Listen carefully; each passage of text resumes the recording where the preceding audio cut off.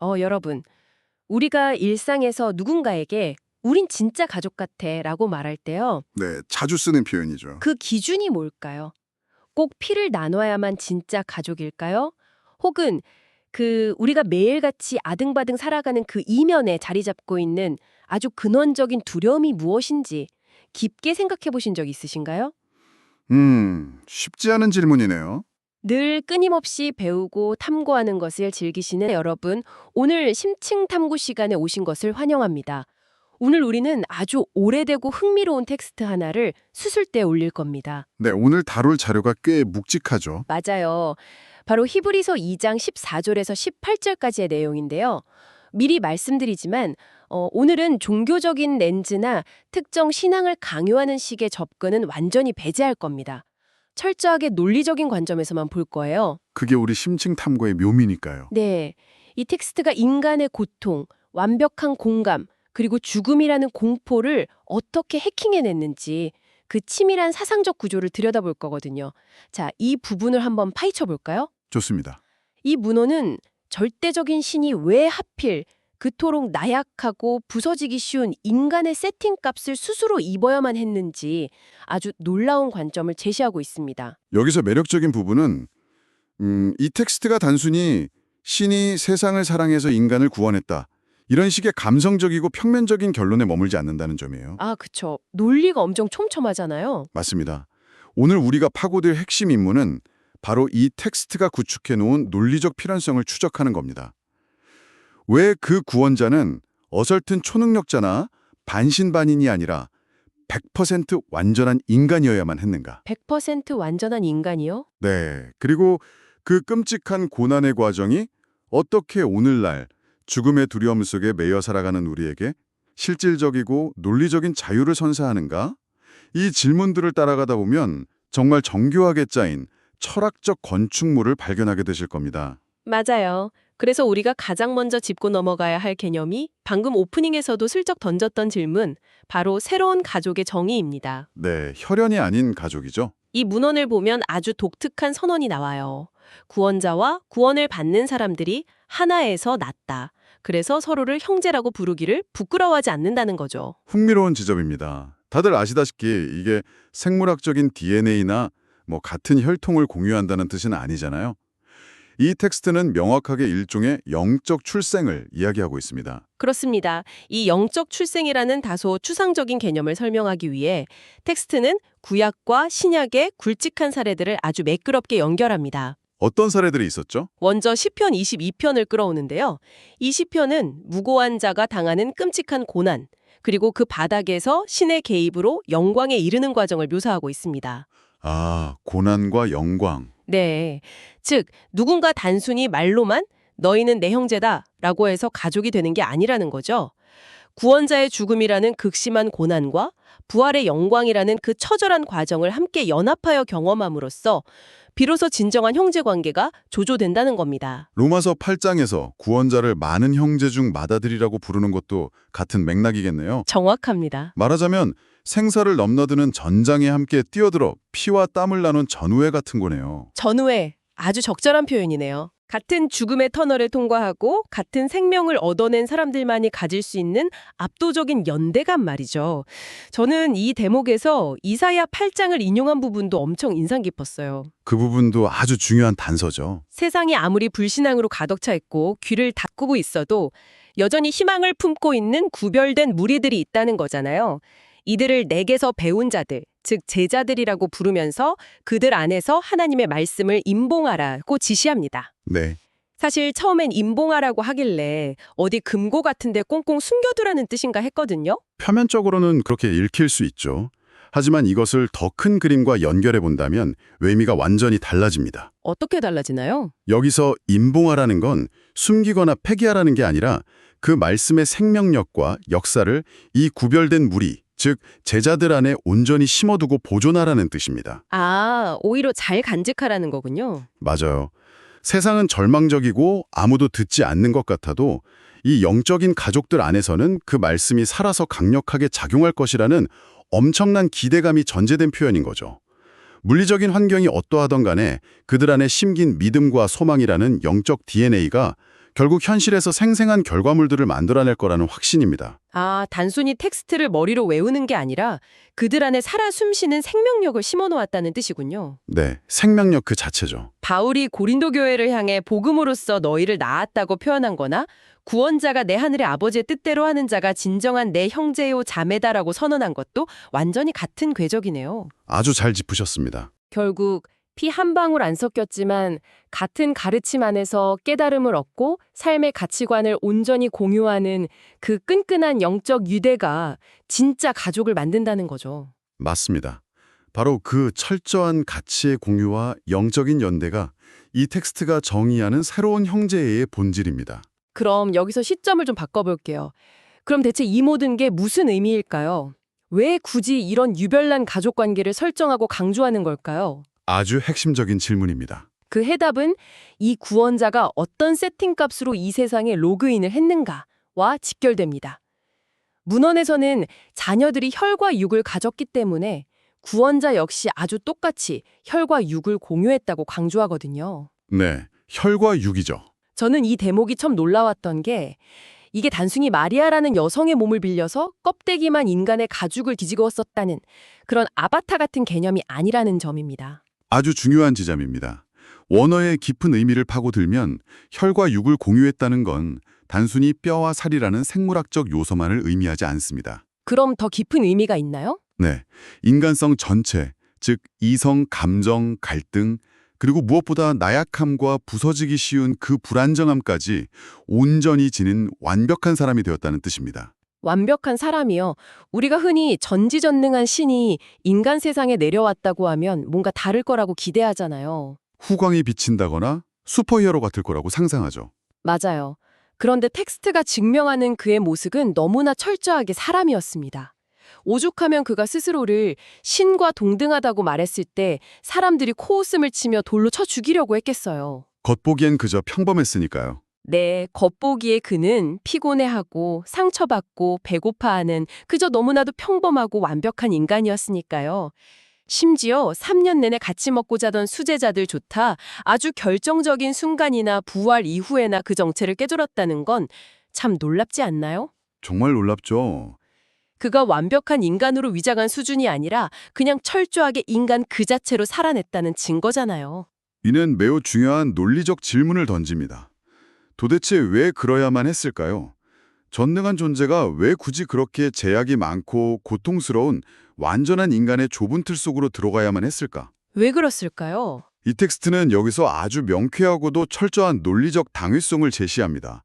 목적은 인간이 지어낸 죄값을 대신 치르는 것이었죠. 자, 그렇다면 대전제가 필요합니다. 어떤 전제죠? 첫째, 신 그 자체는 영원함으로 죽을 수가 없습니다.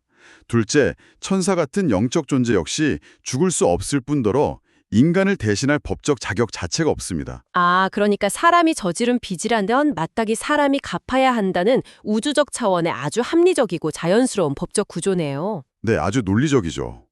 고양이가 친 사고를 강아지가 책임질 수 없듯이 인간을 대신하기 위해선 선택의 여지 없이 완벽하게 인간의 자리로 내려와야만 했던 거군요. 정확한 이해입니다. 인간성에 대한 완벽한 합일 없이는 인간을 위한 대속이라는 논리 자체가 성립할 수 없었던 것이죠. 와, 논리가 너무 치밀하게 맞아떨어집니다. 그런데 여기서 살짝 의문이 들 수 있어요. 십자가에서 일어난 그 죽음의 방식 말입니다. 어떤 점이 의문이시죠? 아니라는 점을 굉장히 강조하거든요. 마음만 먹으면 당장이라도 12군단이 넘는 천사들을 소환해서 대적들을 순식간에 쓸어버릴 압도적인 권세가 있었다고 하죠. 맞습니다. 능력이 충분했죠. 그런데도 굳이 무기력하게 죽음을 선택합니다. 마치 한 알의 밀알이 땅에 떨어져 죽어야만 생명을 낳는 것처럼요. 잠깐만요. 아무리 그래도 겉으로 보기엔 사단이 그를 죽이는데 성공한 거잖아요. 그럼 사단이 이긴 거 아닌가요? 그 지점이 바로 이 텍스트가 보여주는 가장 역설적 승리의 메커니즘입니다. 역설적 승리요? 네, 사단이 이긴 것처럼 보이지만 사실 그건 사단이 스스로 파놓은 함정에 완벽하게 걸려든 것이었습니다. 텍스트의 논리를 차근차근 따라가 보죠. 사단을 일컬어 사망의 권세를 가진 자라고 부릅니다. 네, 그렇게 나오죠. 왜 그럴까요? 사단이 생명을 마음대로 뺏을 수 있어서가 아닙니다. 사단의 무기는 바로 인간의 죄입니다. 사람을 유혹해 죄를 짓게 만들고 그 죄를 법적 근거로 삼아 인간을 정죄하여 사망으로 끌고 가는 것이죠. 아, 그러니까 사망이라는 결과를 집행할 수 있는 유일한 라이센스가 바로 죄라는 거군요. 맞습니다. 그런데 죄가 전혀 없는 완벽한 인간인 구원자가 스스로 십자가에서 그 죄값을 남김없이 치러버렸습니다. 어떻게 될까요? 그렇게 되면? 사단이 사망을 요구할 수 있는 법적 근거, 즉 죄 자체가 완전히 소멸해버린 것입니다. 와, 이건 마치 경찰이 영장을 발부받을 수 있는 유일한 증거 자료를 통째로 폐기해버린 거네요. 무기의 탄창을 완전히 비워버린 거죠. 바로 그겁니다. 총알이 없는 총은 그냥 쇳덩어리에 불과하죠. 사망의 근거가 제거되었기 때문에 사단은 합법적으로 무력화됩니다. 합법적으로요. 네, 텍스트에 마귀를 없이 하시며 라는 표현이 나오는데 이는 마귀의 존재 자체를 지웠다기보다는 마귀를 철저히 무력하고 쓸모없게 만들었다는 뜻입니다. 아, 기능을 정지시킨 거네요. 그렇죠. 즉, 스스로 죽음을 맞이함으로써 오히려 죽음의 권세 자체를 파괴해버린 실로 놀라운 모순이자 완벽한 승리의 논리입니다. 여기서 여러분께 한번 여쭤보고 싶습니다. 이 수천 년 전의 복잡한 논리가 지금 당장 출근하고 일상을 살아가는 우리의 삶과 대체 무슨 상관이 있을까요? 삶에 어떻게 적용되는가 중요한 문제죠. 텍스트는 인류의 가장 근원적인 상태를 날카롭게 꼬집습니다. 사람들은 일생 동안 이러다 죽으면 어떡하지? 이러다 망하면 어떡하지? 전전긍긍하며 죽음의 공포에 매여 종노릇을 한다는 겁니다. 우리 모두가 가진 공포죠. 생각해보면 우리가 이렇게 아등바등 좋은 스펙을 쌓으려 하고 돈을 모으고 건강에 집착하는 것도 결국 밑바닥을 파고 들어가 보면 생존에 대한 불안, 즉 죽음에 대한 두려움 때문 아니겠습니까? 공감합니다. 그런데 방금 살펴본 이 이상한 죽음 덕분에 사망의 근거 자체가 사라졌다면 우리는 더 이상 그 죽음을 두려워하며 벌벌 떨 필요가 없게 되었다는 엄청난 해방의 메시지인 겁니다. 그 해방의 의미를 일상으로 확장하기 위해 텍스트는 요한일서의 관점을 더합니다. 요한 일서요? 네, 죽음의 공포에서 벗어나 우리가 얻게 된 생명이라는 게 단순히 육신이 늙지 않고 100살, 200살 오래오래 사는 수명의 연장을 뜻하는 게 아닙니다. 그럼 진짜 의미는 뭔가요? 이 문헌이 정의하는 진정한 생명의 본질은 무병장수가 아니라 우주의 창조주와 더불어 깊이 소통하고 교제하는 영적인 생명입니다. 끊임없이 불안해하며 생존만을 갈구하는 차원에서 벗어나 절대자와 관계 맺는 차원 높은 생명으로 인류를 초대하고 있는 것이죠. 여기서 정말 흥미로워지는 점은요. 이 구원자가 인간이 된 이유가 단순히 죗값을 대신 치르는 차가운 법적 절차에서 끝나지 않는다는 겁니다. 더 깊은 이유가 있죠. 이 대목에서 자료는 신학적인 디테일을 아주 깊이 파고드는데요. 구원자가 신과 인간을 이어주는 대제사장 역할을 수행하기 위해 인간이 되었다며 두 가지 아주 중요한 개념을 꺼냅니다. 바로 엑스피게이션 그리고 도피에스입니다. 네, 아주 핵심적인 용어들이죠. 발음도 좀 어렵죠. 이거 제가 일상적인 비유로 한번 풀어볼게요. 예를 들어 제가 친한 친구한테 1,000만 원을 빌렸는데 못 갚아서 사이가 완전히 틀어졌다고 쳐보죠. 네, 그런데 누군가가 나타나서 제 대신 그 1,000만 원을 친구한테 갚아줬어요. 법적인 빚은 청산된 거죠. 이게 바로 엑스피게이션입니다. 객관적인 문제를 해결한 거예요. 아주 명확하네요. 하지만 돈을 갚았다고 해서 저한테 실만하고 화가 나 있던 친구의 마음이 당장 사르르 녹고 예전처럼 다시 절친이 되느냐? 그건 별개의 문제잖아요. 아직 감정이 상해 있죠. 사람 마음이 참 한순간에 돌아오진 않죠. 그렇죠. 그 꽁에 있는 마음을 어루만져서 진노를 가라앉히고 다시 예전처럼 같이 밥 먹고 웃는 관계를 완벽히 회복시키는 것. 그 관계적이고 주관적인 측면의 회복이 바로 도피헤스인 거죠. 완벽한 비유입니다. 엑스피게이션이 죄의 빚을 지우는 객관적 행위라면 도피에스는 그 죄로 인해 발생한 신에 끓어오르는 진노를 달래고 마음을 누그러뜨리는 관계적 차원의 행위입니다. 네, 둘 다 필요한 거네요. 구원자가 자스무 나약한 인간이 되신 이유는 단순히 법정에서 벌금만 내주고 떠나는 변호사가 되기 위함이 아니었습니다. 이 두 가지 차원을 동시에 완벽하게 만족시킴으로써 끊어져 버린 신과 인간의 관계를 본질적으로 다시 이어놓는 자비롭고 충성된 대제사장이 되기 위함이었던 겁니다. 그런데요, 저는 이 다음 파트의 묘사를 보면서 정말 머리를 한 대 맞은 것 같았습니다. 흔히 우리가 신적인 존재가 십자가를 진다고 생각하면 이런 오해를 하기 쉽잖아요. 어떤 오해요? 어차피 본질은 신이니까 속으로는 하나도 안 아프겠지. 초연하게 고통을 관조하는 거 아니야? 맞아요. 흔히들 그렇게 착각하죠. 그런데 텍스트가 증언하는 겟세만의 동산에서의 모습은 전혀 달랐습니다.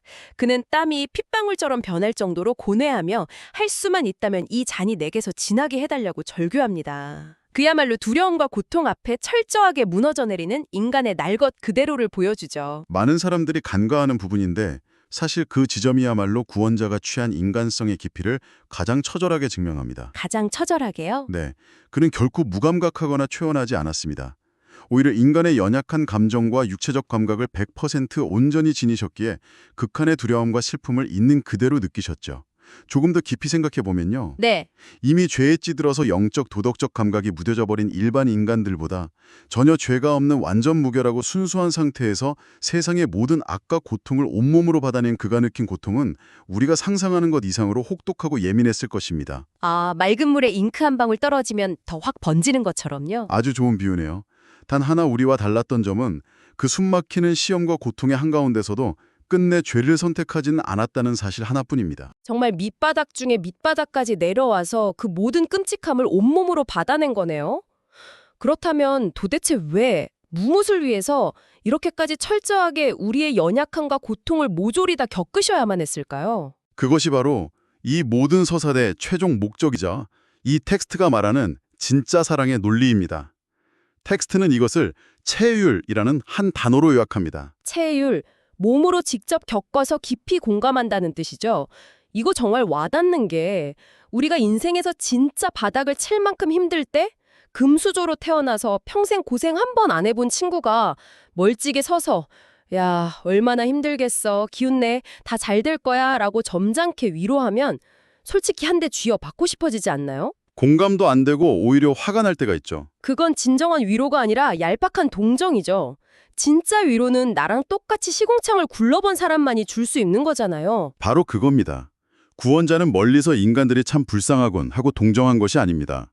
인간의 그 부서질 것한 연약함, 배신감, 육체적 고통, 죽음에 대한 끔찍한 공포를 100% 자신의 살갗으로 직접 체휼하셨습니다. 온 몸으로 겪어냈군요. 네, 그 바닥의 고통과 무게를 누구보다 생생하게 아시기에 지금 이 순간 상처 입고 시험받는 인간들을 단순히 가엾게 여기는 차원을 넘어 기꺼이 그리고 완벽하게 도우실 수 있는 것입니다. 타인을 온전히 구하기 위해 자신의 모든 기득권을 버리고 가장 나약한 자리까지 내려왔다는 것. 이것이 그가 완전한 인간이어야만 했던 가장 궁극적이고 풍성한 이유입니다. 오늘 우리가 함께 짚어본 이 텍스트의 여정이 어떠셨나요? 단순히 먼지 쌓인 옛날 경전의 한 구절이라고 치부하기엔 그 안에 담긴 논리와 통찰이 너무나 예리하고 깊은 울림을 주지 않습니까? 그렇습니다. 아주 입체적인 텍스트죠. 우리는 오늘 혈연이라는 좁은 틀을 깨고 고난과 영광을 함께 통과하며 형성되는 진정한 영적 가족의 의미를 살펴봤습니다.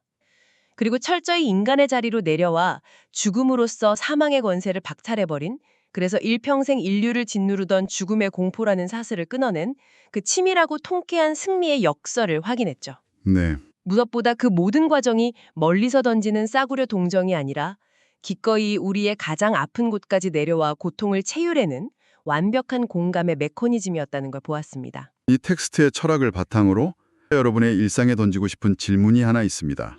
어떤 질문인가요? 오늘 분석에서 보았듯 누군가를 진정으로 살리고 돕는 힘은 타인의 고통을 머리로만 이해하고 피상적인 위로를 건네는 데서 나오지 않았습니다.